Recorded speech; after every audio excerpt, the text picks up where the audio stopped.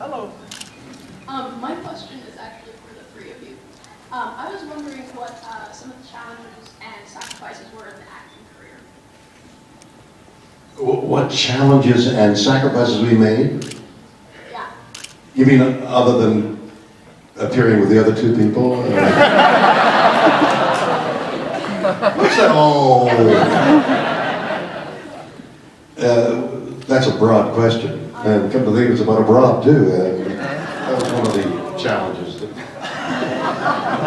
Well, good. No, well, she's addressing the three of us. What? Okay. You go. Why are you looking at me? Well, we're all looking at you. I want Avery to answer all of my questions. I'm just going to defer to him for... You take this one, Avery. Okay. You know what? I'll tell you this way. If in fact, and I don't mean this about anyone, from the moment that we watched people sit on a couch, you know, with a moderator or a host, and talk about what they had done. Oh, let's look at the clip. And then in dim light, and of course we don't see the clip as the audience sitting in there does it. But let me say, and then they ask this person, so tell me how that was. Well, the fact of the matter is that you could say anything. This is one of the only places, it seems to me, you know, in the only professions or realities where you really don't know whether that person is telling the truth or not. It's true. Now watch this. However, the cost of deciding to be before people whom you've never met and may never ever meet again, the cost of that is what you're going to have to live with. You see what I mean? Because if it doesn't cost you anything, then you're not going to believe it anyway. You see what I mean? So then when you start to talk about what the challenges are, you really have to talk about what the cost is. You know, to seek telling the truth, even if nobody believes you. Even if you may not be telling the truth at all. That's the dare. That's the risk, and therefore the challenge every time you do it. Okay.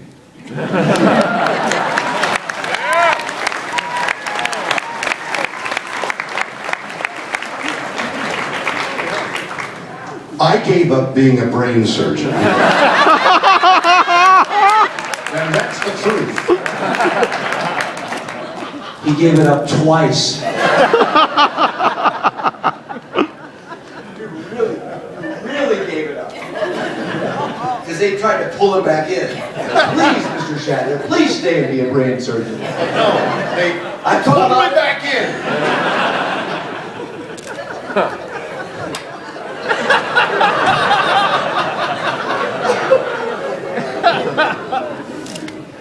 Two clowns and an intelligent man.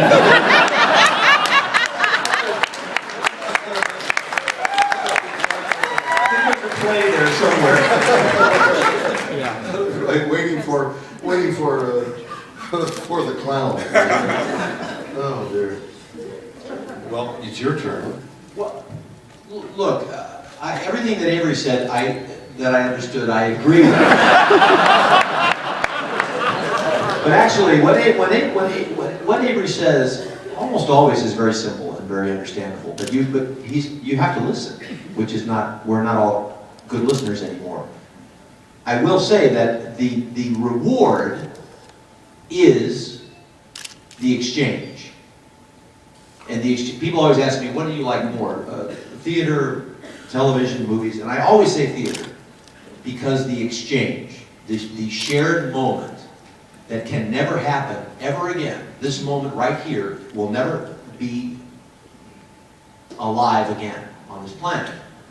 And if we can take those moments as they come to us every day of our lives and find a way to dive into them and appreciate them, then that's the reward for me. That's why I like to do what I've done and why I've gone along with the sacrifices because I get something back, and it's something that I needed in my life. So you get in the boat and you paddle out into the ocean. And so I'm always grateful to have this exchange, whether it be here with all of you, in the theater where you're exploring. And I feel extremely lucky in my journey that I've had these kinds of opportunities.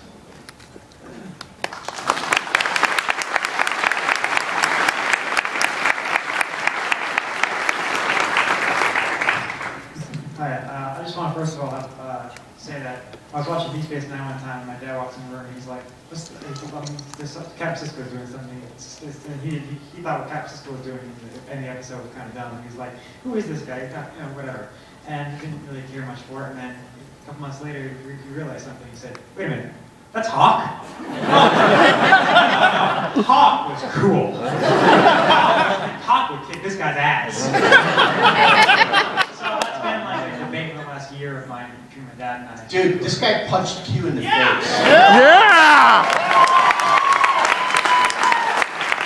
I don't know if Hawk would have punched Q in the face. Well, I told Dad that, I said, Cisco kept Dominion on the other side of the line for, however long, and Dad said, look, Hawk would have said, hey, Dominion, come over.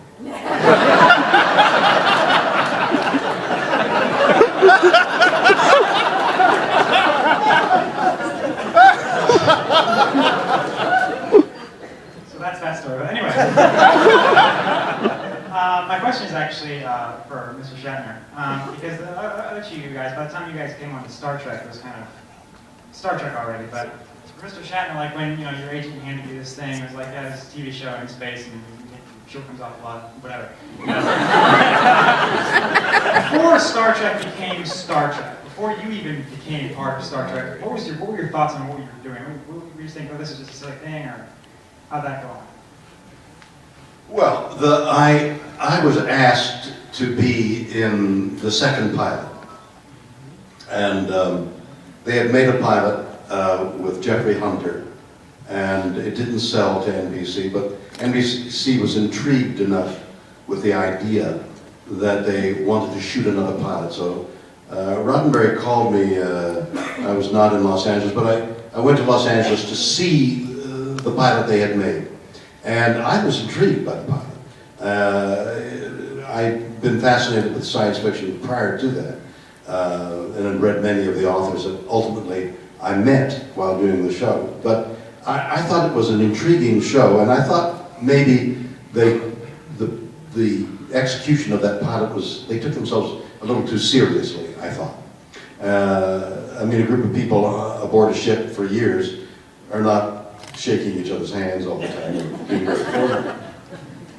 So I suggested, that may have been my contribution to Star Trek, suggested a lighter approach, and that's what we did, making the second pilot, which sold. And I thought it was a great idea. I had been reading science fiction, intrigued by the exercise of imagination, especially by the lure of knowing that you're on Earth for 70, 80 years if you're lucky, and the things that evolve during that time are enormous, especially in this age that we're in. But what would it be like 200-300 years from now? Think back, 1700, what was it like in the 1700s, the 20th century? I mean, it's enormous, and we won't be here. But we can imagine what it might be like, and that's the intrigue of science fiction. Will man get better? Will man be here? Will technology take over? Will we find the lure of technology an abomination and we want to go back to the simple life? Will we get the old wheat back in the wheat? That kind of thing. That's the lure of science fiction, and I understood it completely. So when I did the show, I was thrilled to be doing this kind of thing.